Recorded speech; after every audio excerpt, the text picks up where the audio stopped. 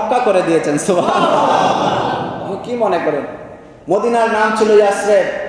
ইয়াসরিব একটা অলক্ষণের নাম ছিল, এটা আপনারা সবাই জানেন। ইয়াসরিবে কোনো কিছু হইতো না, কোনো ফসল হইতো না, কোনো কিছু হইতো না। মক্কার মাটিতে যেখানে রাসূল করিম সাল্লাল্লাহু আলাইহি সাল্লামের কদম পড়েছে, আপনি দেখেন মক্কা এই বালু মরুভূমির মধ্যে যখন খেজুরের গাছ লাগায়, খেজুরের মধ্যে অটোমেটিক খেজুর ধরে যায়। সুবহানাল্লাহ। এই মক্কার জমিনের মধ্যে তেলের খনি এসেছে আমার রাসূলের বরকতে। মক্কা এত ধন সম্পদ, সৌদি আরবে এত ধন সম্পদ, মদিনায় এত ধন সম্পদ, একমাত্র কারণ হলো আমার নবীজির জুতা মুবারক, নবীজির কদম মুবারকের সোহবত। জোরে বলেন সুবহানাল্লাহ। আপনি বলেন নবী আমাদের মতো সাধারণ মানুষ। মক্কার নাম পরিবর্তন হয়েছে নবীর নামের মিমের কারণে, মদিনার নাম পরিবর্তন হয়েছে আমার নবীর নাম মুহাম্মদের মিমের কারণে। সুবহানাল্লাহ। আর আপনি বলেন নবী আমার মতো সাধারণ মানুষ। আল্লাহ পাক রব্বুল আলামিন এই পৃথিবী যখন কোনো কিছু ছিল না, পৃথিবীর কোনো কিছু ছিল না, আসমান জমিন চন্দ্র সূর্য আল্লাহর খুদায়িত্ব, খুদার জগতে কোনো কিছু যখন ছিল না, পৃথিবী সৃষ্টির হাজার হাজার কোটি কোটি বছর আগে আল্লাহর নবী, আল্লাহ পাক আমার নবীর সঙ্গে প্রেম করেছেন। সুবহানাল্লাহ। পৃথিবীর কিছু যখন সৃষ্টি করেন নাই, তখন আমার নবীকে আল্লাহ সৃষ্টি করেছেন, প্রেম করেছেন, কথা বলেছেন আমার নবীর সঙ্গে। আর আপনি বলেন নবী আমার মতো সাধারণ মানুষ।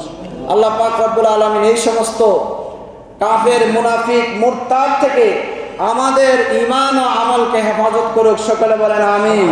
আমার ভাইরা বাবারা, কেউ যদি বলে আমি এখান থেকে আপনাদের সকলকে সাক্ষী রেখে বলতে চাই, কেউ যদি এটা প্রমাণ করতে পারে যে নবী আমাদের মতো সাধারণ মানুষ, এটা যদি কোনো ওয়াহাবি, সালাফি, আহলে হাদিস, লামাজাবি যে কেউ আসুক, যদি প্রমাণ করতে পারে নবী আমার মতো সাধারণ মানুষ, তাহলে আর কোনোদিন এই ওয়াজের ময়দানে আর কথা বলবো না।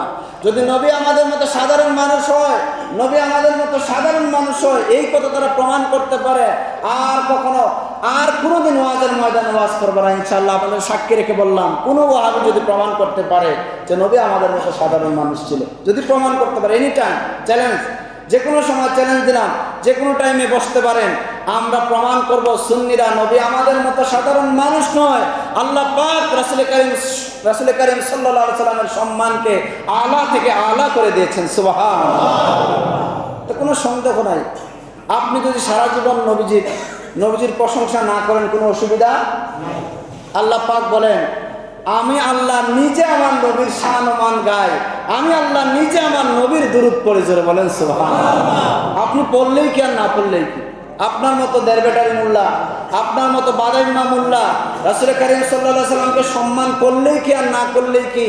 যেখানে কোটি কোটি লক্ষ লক্ষ ফেরেশতারা, আল্লাহ পাক রব্বুল আলামিন ফেরেশতাদেরকে সাথে নিয়ে আমার নবীর উপর দুরূদ পড়েন। সুবহানাল্লাহ।